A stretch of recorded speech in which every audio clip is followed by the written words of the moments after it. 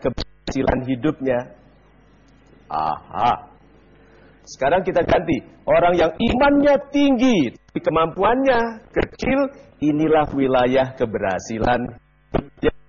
Itu sebabnya kita disuruh ikro, disuruh belajar sampai ke negeri Cina supaya kemampuannya maksimal, imannya tinggi. Lihat wilayah keberhasilan orang yang kemampuannya tinggi dan imannya baik. Hakiki itu sudah keputusan Tuhan. Ini caranya. Saya juga diajari banyak orang. Lihat ya. Semua orang besar. Semua orang besar. Banyak yang masih hidup atau yang sudah almarhum? Almarhum. Dan rata-rata menjadi nama jalan. Iya, good. Tetapi namanya masih berlanjut. Kenapa? Karena nama yang dielu-elukan oleh kaum berikutnya adalah hadiah bagi orang baik. Tuhan menghadiahi orang-orang baik dengan nama baik yang dipuja oleh kaum-kaum setelah kehidupannya. Mengapa? Karena orang-orang besar pekerjaannya selesai dalam usianya. Harus orang lain. Maka disebut hakiki, bukan dia, kebaikan yang dimulainya. Karena ada 3 hal yang tetap mengirimkan berkah kepada kita di akhirat, di surga nanti. Salah satunya adalah ilmu yang berguna. Bagaimana kalau kita menjadi orang-orang yang memandaikan diri, segera menggunakan kegunaan yang baik lain, lakukan sesuatu yang besar yang tidak mungkin teruskan oleh orang. Supaya nama kita tetap menjadi sesuatu yang mulia bahkan setelah kita tidak ada. Gitu. Super sekali. Terima kasih Pak Mario. Baik, kita berikan kesempatan kepada super audience untuk memberikan pertanyaan. Saya persilahkan yang ingin bertanya. Bapak, silakan. Salam super Pak Mario. Salam super Bapak. Nama saya Fadil. Yes Pak Fadil. Dari Bandung. Dari Bandung? Iya. Yeah. Saya mau bertanya, apakah kebahagiaan hati bisa mengalahkan kebahagiaan harta atau finansial dari uang? Gitu ya? Iya, terima kasih Pak. Oke. Kalau gitu izinkan saya mengilustrasikannya begini Pak. Oke, ini hati. Apakah ada kekuatan dari kegelapan yang ingin melihat kita gagal? Ada? Ada. Saya senang dengan jawabannya ini. Oke, berarti ada. Kita sebut saja Mr. Negatif. Apakah ada yang diutus Tuhan untuk memelihara, menjaga kita berpihak kepada kebaikan kita? Ada? Itu malaikat Mr. Positif. Jadi kalau begitu orang yang gagal itu adalah orang yang memihakkan hatinya kepada yang melemahkannya.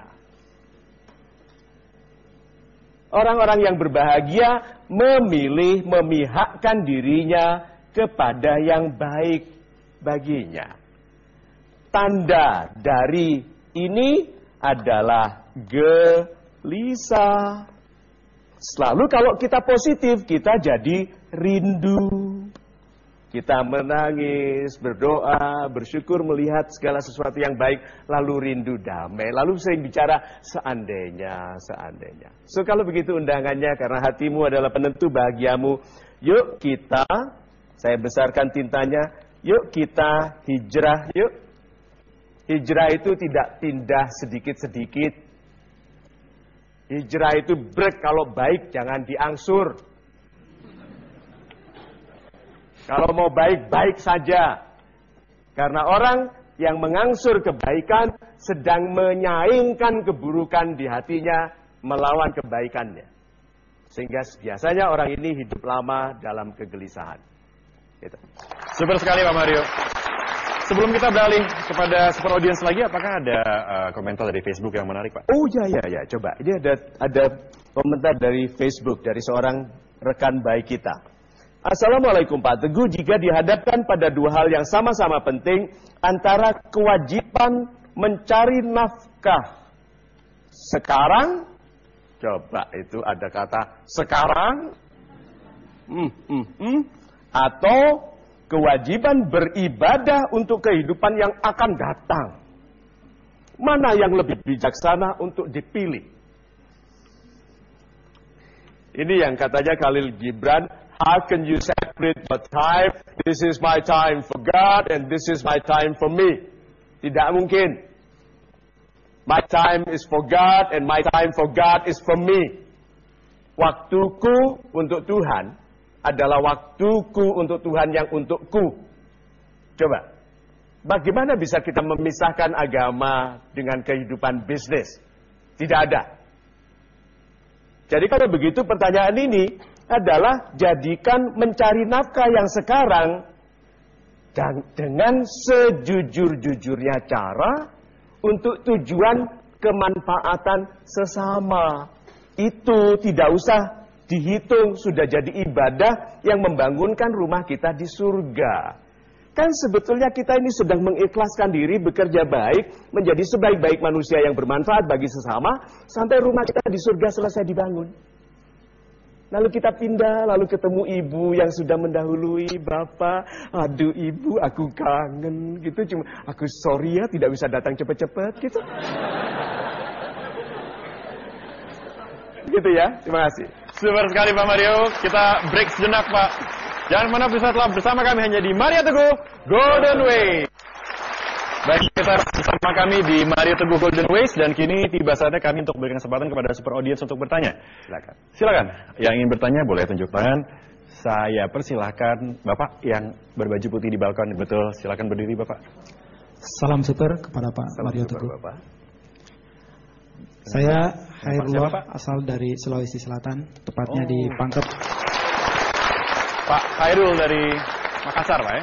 Silakan. Ya, bagaimana cara mengendalikan emosi diri kita dengan baik agar bisa merasakan yang namanya kebahagiaan? Terima kasih Pak Mario.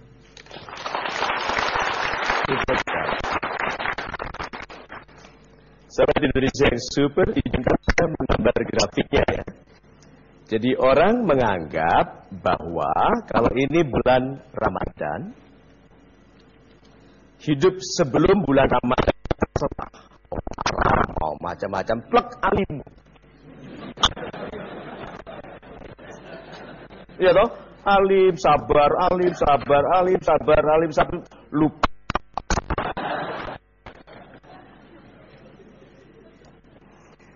Kalau bulan ini disebut bulan penuh rahmat, bayangkan kalau kita mengambil keuntungan menjadi pribadi yang kualitasnya sebanding dengan saat Ramadan di bulan apapun. Bisa dibayangkan itu Pak. Jadi untuk emosi anjurannya adalah, kalau tintanya saya ganti biru, adalah membiasakan.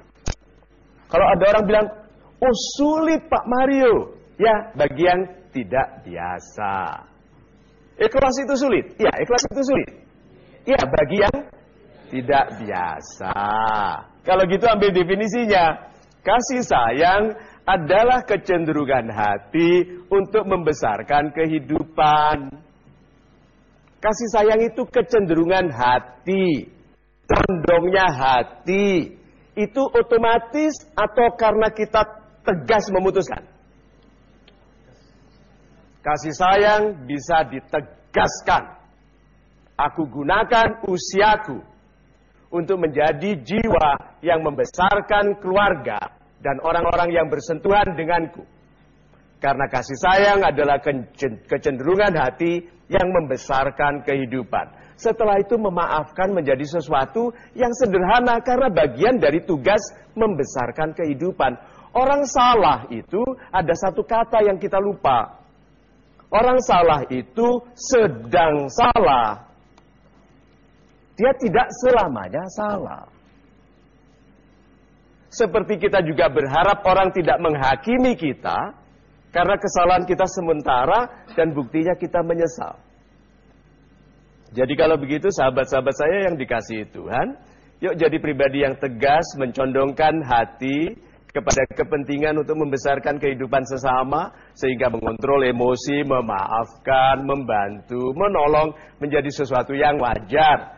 bukti bahwa kita beriman itu kita membaikkan kehidupan. Itu. Super sekali Pak Mario. Terima kasih Pak. Kita beri kesempatan kepada Superaudience untuk bertanya lagi. Silakan Bapak Ibu boleh bertanya. Saya persilahkan untuk Ibu yang berada di balkon. Silakan Bu. Saya Siti dari Pangkal Pinang. Dari Pangkal Pinang. Saya ingin bertanya, bagaimanakah caranya bahagia orang lain itu bisa membuat kita bahagia? Terima kasih. Super sekali. Kebahagiaan orang lain itu ada dua, Ibu. Kalau ini kita, ini mereka. Ada dua. Satu yang kita sebabkan, atau yang didapatkan dari sumber-sumber yang kita tidak tahu. Mana yang harus kita syukuri? Dua-duanya. Kok melihat orang bahagia kok hitung-hitungan? Kalau melihat orang berbahagia, bersyukurlah karena sahabat itu, yang namanya sahabat itu diukur dari keikhlasannya melihat orang lain lebih berhasil darinya. Ayo, berapa banyak di sini yang hatinya gelisah kalau lihat orang lain lebih berhasil dari Anda? Coba. Gaji di kantor, ketahuan slip gajinya lebih 100.000 lebih banyak saja. Marah sudah. Nah, seindah-indahnya manusia, sebaik-baiknya manusia tadi yang bermanfaat, yang mengangkat saudaranya dari kelemahan, yang membebaskan saudaranya dari ikatan, itu, yang mengeluarkan saudaranya dari kebutaan. Kalau begitu, jadilah pribadi yang mensyukuri kebahagiaan